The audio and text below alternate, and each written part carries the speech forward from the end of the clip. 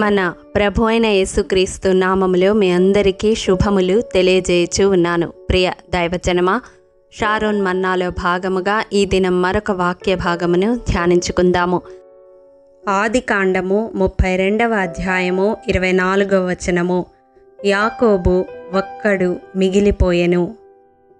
ప్రియ దైవజనమా, ఆదికాండము బైబిల్ స్టడీలో భాగముగా ఆదికాండం 32వ అధ్యాయము 24వ వచనములో యాకోబు తన 2 భార్యలను, తన 2 దాసీలను, తన 11 మంది పిల్లలను తీసుకొని యబ్బోకు రేవును దాటించి తనకు కలిగినదంతయు పంపివేసి ఒక్కడుగా మిగిలిపోయాడు.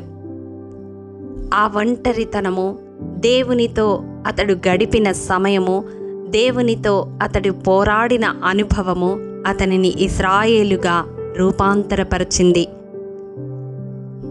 అతని సంతతి విస్తరించి నేటికి మన కన్నుల ముందు సజీవ సాక్ష్యముగా ఇశ్రాయేలు దేశముగా నిలిచి ఉన్నది.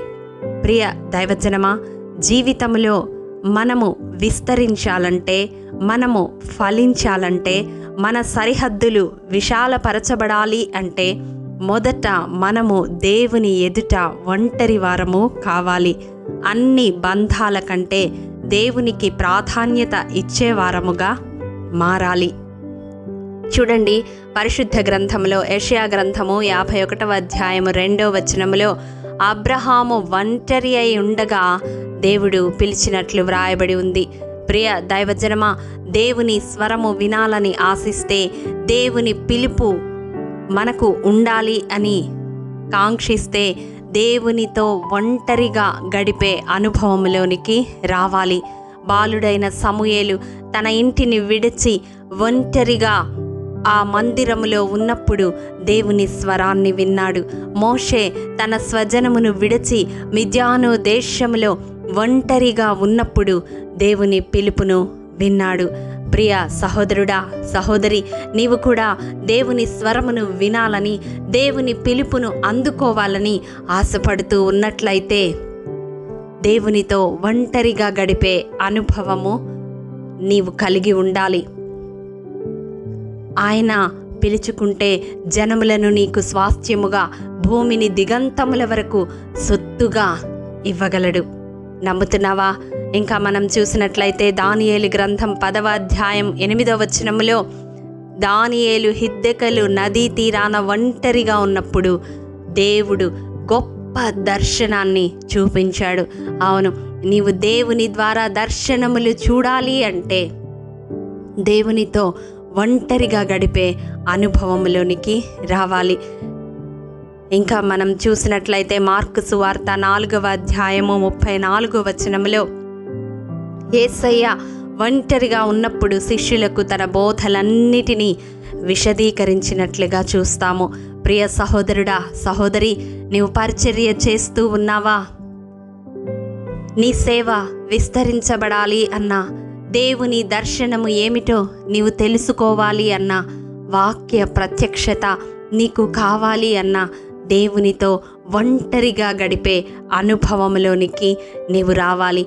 అప్పుడు దేవుడు తన పరిశుద్ధ గ్రంథములోని మర్మములన్నిటినీ నీకు బయలుపరుస్తాడు. మర్మములను బయలుపరచుట ఆయన ఆధీనములో ఉన్నది కదా. ప్రియ సహోదరుడా, సహోదరి, ఒకవేళ పరిచర్యలో ఉన్న నీవు, నీ సంఘము విస్తరించబడడం లేదని, ఆత్మలు చేర్చబడడం లేదని, నీ పరిచర్య ఫలించడం లేదని దిగులుతో ఉన్నావా?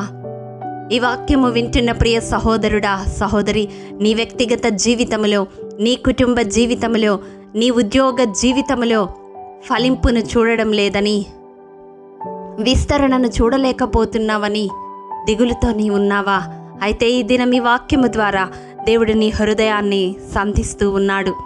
మన జీవితంలో దేవుని పిలుపు మనకు వినపడాలి అంటే, దేవుని స్వరము మనము వినాలి అంటే, దేవుని దర్శనము మనము చూడాలి అంటే, దేవుని వాక్య ప్రత్యక్షత మనకు కలగాలి అంటే, దేవుని ద్వారా మనము విస్తరింపబడాలి అంటే, మనము ఫలించాలి అంటే దేవునితో ఒంటరిగా గడిపే అనుభవంలోనికి రావాలి.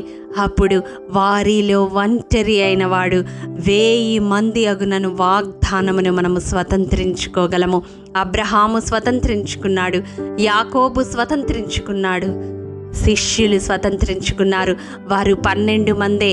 కానీ భూ దిగంతముల వరకు దేవుని సువార్తను మోసుకొని వెళ్ళి ఈ దినం అనేక బిడలు దేవుణ్ణి వెంబడించేలాగా ప్రపంచమంతటిని సువార్తీకరించగలిగారు.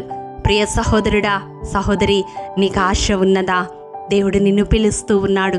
దేవుడు నిన్ను ఎన్నుకొని ఉన్నాడు. నీవు గ్రహిస్తున్నావా?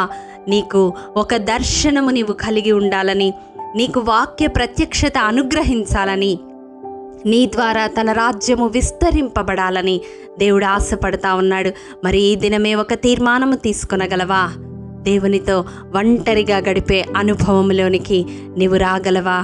అప్పుడు నీ కుటుంబములో, నీ వ్యక్తిగత జీవితంలో, నీ పరిచర్యలో నీవు విస్తరణను చూడగలవు, నీవు ఫలింపును చూడగలవు. అతి కృపా దేవాది దేవుడు మనందరికీ అనుగ్రహించునుగాక. ఆమేన్. ప్రేమ నమ్మకము కలిగిన మా ప్రియ పరలోకపు తండ్రి, నీ పరిశుద్ధ పాదములకు వందనములు దేవా. విత్తబడిన వాక్యమును ప్రతి హృదయంలో 100 ఫలింపచేయండి. ఎవరైతే ఒంటరిగా నీతో గడపాలని తీర్మానము తీసుకున్నారో అటి వారి జీవితములో ప్రభువా నీ స్వరమును వినే కృపను అనుగ్రహించండి. నీ దర్శనములు చూచే అనుభవములోనికి నడిపించండి. నీ వాక్య ప్రత్యక్షతను దయచేయండి ప్రభువా.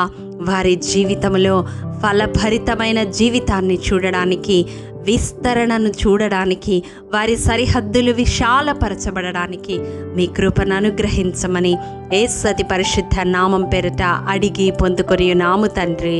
ఆమేన్.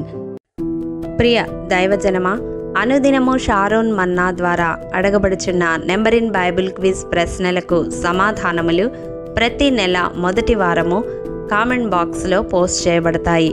కాబట్టి గమనించి మీకు తెలియని ప్రశ్నలకు సమాధానములు తెలుసుకొనగలరని ప్రభు పేరట మనవి చేయుచూ ఉన్నాము. ప్రియ దైవజనమా, ఈ దినం నెంబర్ ఇన్ బైబిల్ క్విజ్ ప్రశ్న: బైబిల్లో 40 సంవత్సరముల వయసులో వివాహము చేసుకున్నది ఎవరు? మీ సమాధానం మాకు తెలియజేస్తారు కదూ. ప్రభు కృప మనందరికీ తోడైండును గాక. ఆమేన్.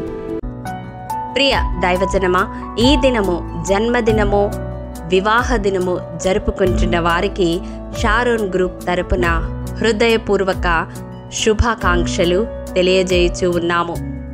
దేవుడు శ్రేయస్కరమైన ఆశీర్వాదములతో ఈ సంవత్సరాది నుండి సంవత్సరాంతము వరకు మిమ్ములను నింపాలని ప్రార్థిస్తూ ఉన్నాము. ఆమేన్.